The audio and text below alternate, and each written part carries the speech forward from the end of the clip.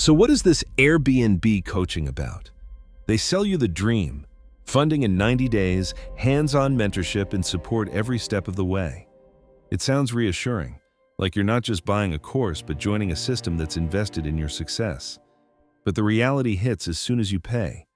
The tone shifts, the promises start to feel hollow. The so-called mentorship is practically non-existent. What you really get are group Zoom calls that feel less like coaching and more like sales webinars. Most of the energy goes into impressing people who are still on free trials, nudging them to convert into paid members. Meanwhile, the paying members who actually need guidance get pushed aside. At one point, I was told to reach out directly to Inayah for support. I thought finally, some one-on-one guidance. Instead, I got an auto reply telling me I was speaking to her digital mind. That's their phrase for an AI chatbot.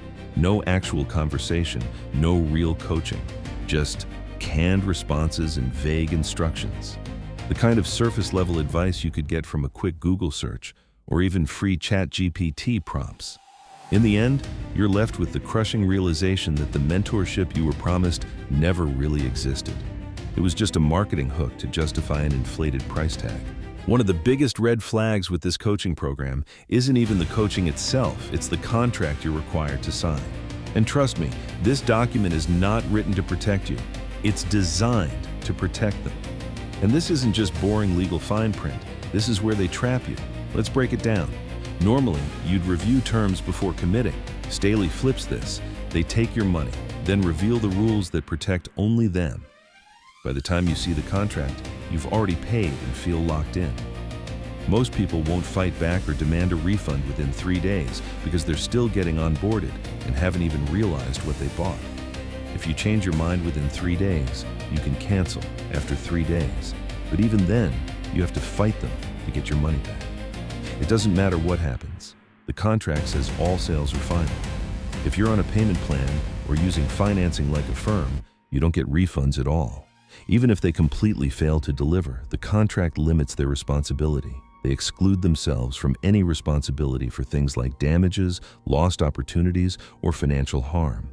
In other words, no matter what happens, you carry all the risk. And here's the kicker, the arbitration clause. By signing, you give up your right to sue them in court or to a trial by jury. Any dispute goes into private arbitration, which overwhelmingly favors companies like that, not consumers like you, and no real chance to hold them accountable in public. So let's be clear. Their contract is designed to protect them, not you. The refund policy is practically non-existent, liability is capped, and you can't even take them to court. If this was really a program that worked, why would they need to shield themselves this heavily in the fine print? Their contract is built like a fortress around them. Ask yourself, if a company really believed in its program, would it need to hide behind fine print and legal loopholes? Or would it stand by its product and let its results speak for themselves? And here's something most people don't realize. You don't even get to see this contract until after you've already paid. Think about that. You hand over thousands of dollars, and only then do they show you terms that say, no refunds, no lawsuits, and all the risk is on you. If they were proud of this agreement, they'd show it up front. The fact that they hide it until after payment says everything. Their biggest selling points is their promise to get you funded.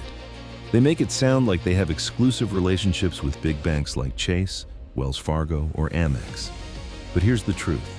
There are no special partnerships. The funding process is nothing more than you applying for credit cards in your own name. The funding process was uncomfortable from the start. You're basically applying for business credit cards on your own, but they have you share sensitive info with their team so they can look at it first, then give you the green light to proceed with your application. In hindsight, it was no different than applying on my own, except they encouraged inflating income and revenue to qualify, pretty much guiding you into lying so you can get approved. That alone should have been a red flag. They will set you up with a banker for the application, but that doesn't mean you're getting special treatment. That banker isn't giving you an inside track. They're just doing what bankers do every day, taking applications. You're still applying like anyone else would, with your own credit, your own income, your own personal guarantee. Staley just spins it to sound exclusive, when in reality, they're just acting as a referral pipeline for the bank. In my own case, I was told to open a Chase business account and had my credit pulled. After months of waiting with no results, suddenly I was told Chase was out, and now I had to start all over again with Wells Fargo. That meant another credit inquiry, another waiting period, and no guarantee of approval. I was already months into the program and had nothing to show for it. Mind you, I could have walked in any branch and apply myself, but they had to get their referral bonus. And here's something they will never tell you up front. If you have no credit or bad credit, their program is basically useless. They won't say that before taking your money. They'll happily sign you up, lock you into their no refund contract, and only after you've paid thousands will they drop the bomb. Your credit needs to be fixed first. And fixing your credit isn't quick. It can take 6 months, a year, sometimes even longer. By then, your 12-month program is either over or nearly done, and you've gotten nothing out of it. No funding, no property, no mentorship, just wasted time and deeper debt. So if your credit isn't already in good shape, they will take your money anyway, knowing full well you can't even qualify for the funding they promised. So let's be clear, you're not getting funded by them. You're using your own credit, your own name, and your own personal guarantees to apply for lines of credit. And if you don't have good credit, you'll probably get denied. This is why their success stories don't tell the full picture. They'll show you a handful of testimonials of people getting $20,000 or $50,000 in credit approvals. But what they don't show you are all the people who were denied, maxed out their cards, fell into debt, and never recovered. That part of the story is conveniently left out. One of the most manipulative parts of their business model isn't just what they sell, it's how they sell it. The entire system is built on smoke and mirrors, shifting names, shifting prices, shifting platforms, all designed to keep you confused and trapped. Depending on who you talk to, you'll hear about the Penthouse program, Turnkey, Tier 29 Mastery 12 Plan, or even something called Do It For You. Sounds like different programs, right? Wrong. When you line them up side by side, it's the exact same recycled content. Generic videos, vague group calls, and an AI chatbot answering your questions. The only thing that changes is the name, and let's talk about pricing.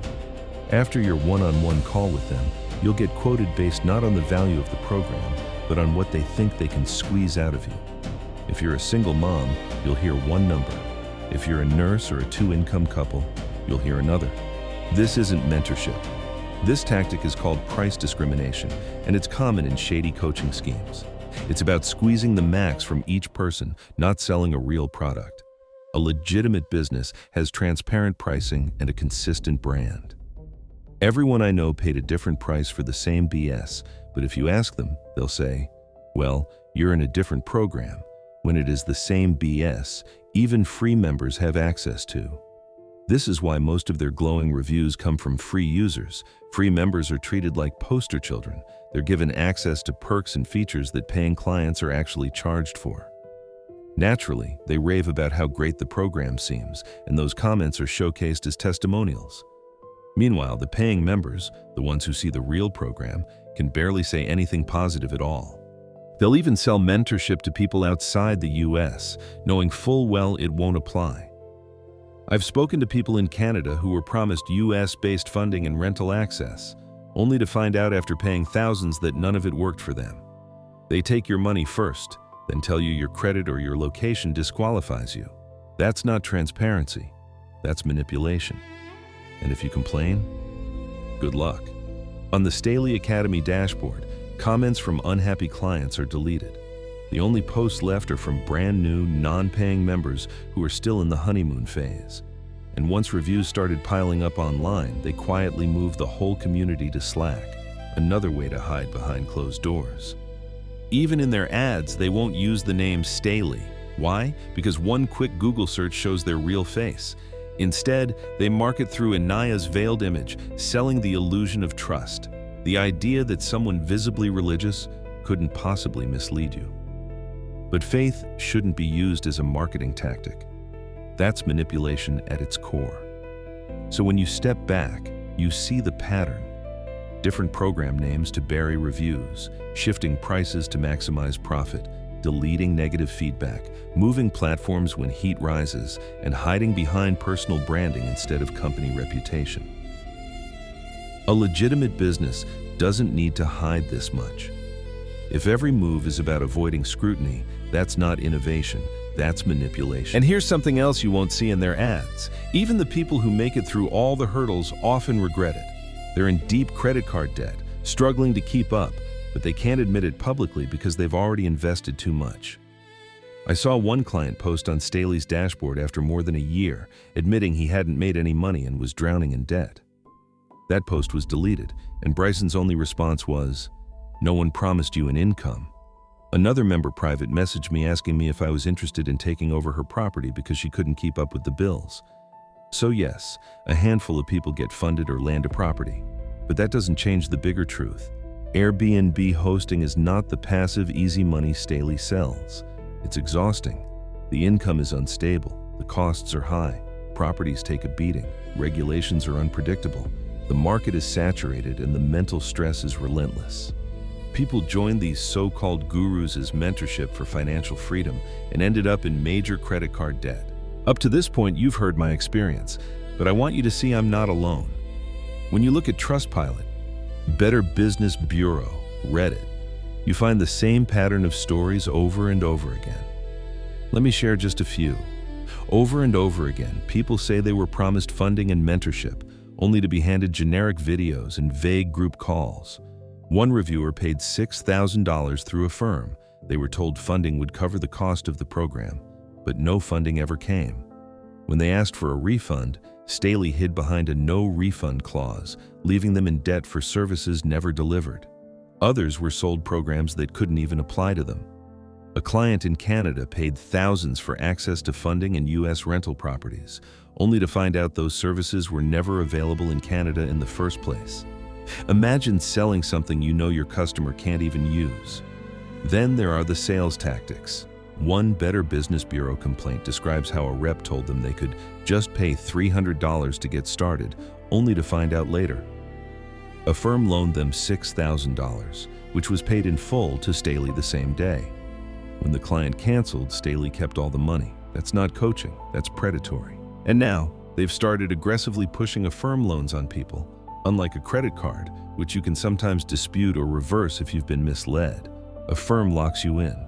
Once you take that loan, you're stuck with the debt, and it's much harder to fight back or get your money returned. It's a tactic. They know chargebacks and disputes through credit cards are costing them, so they push Affirm as a way to protect themselves, not you. Many reviews say the same thing. They paid deposits or full payments, got no funding, no property, no coaching, nothing. And when they asked for their money back, Staley claimed deposits were non-refundable, even though that was never disclosed up front. No service, no access, no refund. Even worse, some clients say they were allowed to join programs they couldn't possibly qualify for. New immigrants with less than 2 years of credit history, something that automatically disqualifies you from most business funding, were still enrolled. 6 months later, after paying thousands, Staley finally admitted they didn't qualify. 6 months too late. So whether you're in Canada or the US, whether you financed with a firm or paid up front, the stories are the same. False promises, generic content, denied refunds, and people left in debt. And if this was just 1 or 2 reviews, maybe you could brush it off. But there are pages of them, all telling the same story. That's not coincidence. That's a pattern. So when Staley shows you testimonials of success, remember this. You're not seeing the dozens of people who never made it, the people whose comments got deleted, the people now fighting their banks just to survive the debt. And that's the story that matters. After everything I've seen, here's my honest conclusion. I wouldn't pay even $8 a month for Staley, let alone thousands. The program is overpriced, the value is zero, and the way they operate, it's not just careless, it's exploitative. For me, it wasn't just a waste of money, it was a waste of time. People often ask, how does someone smart like you fall for this? My answer is simple. I was blinded by the so-called Coach Inayah's religious optics. There's something about the way she presents herself that makes you want to trust her completely, like she could never deceive anyone. And that's exactly why they put her forward. Because if you're devout, you instinctively believe a God-fearing person wouldn't mislead you. But that's how they get you. They sell the dream through trust, not truth. Now let's talk about what happens when you actually call them out or question them. Because in my experience, and in the experience of many others, they will never admit they're wrong. It's always your fault, never theirs. First, let's talk about who you're really up against. This isn't just one coach, it's a whole circle of siblings, spouses, and close friends. The two main coaches are married, and most of the team is made up of family members or their inner circle. That's the dynamic you'll be facing. When you raise concerns, they immediately turn it back on you. They'll say you didn't follow the steps, you're making things up, you're not a doer. In my own case, their so-called funding expert claimed he called me. I checked my phone, no missed calls, no voicemails. When I pushed back, the so-called Coach Bryson doubled down, saying their system showed he had. Like iPhones don't have call logs, the attitude is always the same. You're wrong, they're right, period. And when it comes to refunds, they'll tell you you've already received value. What's that value? Access to their app, access to course materials, and maybe sitting in on a live Zoom session. As if anyone would pay thousands of dollars to watch copy-paste YouTube tutorials. That's their definition of fulfillment, which is laughable. The worst part isn't just the excuses, it's the complete lack of empathy. You'll be chasing them, sending emails, trying to get answers, and they'll ignore you, or they'll accuse you of making things up. At no point do they ever say, "We hear you, let's make this right." That's not leadership, that's gaslighting. So when you see those negative reviews online, and they brushes them off as people who didn't follow the steps, understand this. That's their script. It's never them. It's always you. And if a company can't even acknowledge when they're wrong, how can they ever help you succeed? Now that you know what these coaches are really about, watch the next video where I'll show you how to fight back, how to get your money back, and hold them accountable. These same strategies apply to countless other so-called gurus, so you can use them anywhere. If this video helped you, share it so more people don't get trapped. And comment below with your own experience. The more voices we put together, the harder it is for them to hide behind new names. And if you're serious about Airbnb, skip the gurus, talk to real hosts, join Facebook groups, do your own research. That's where the truth is. Before you go, if you've been burned by a company or a program and want your story featured here, send us an email with your evidence. We'll do the digging and share your story with the world. Let's protect each other. Don't get got, and don't let others get got either.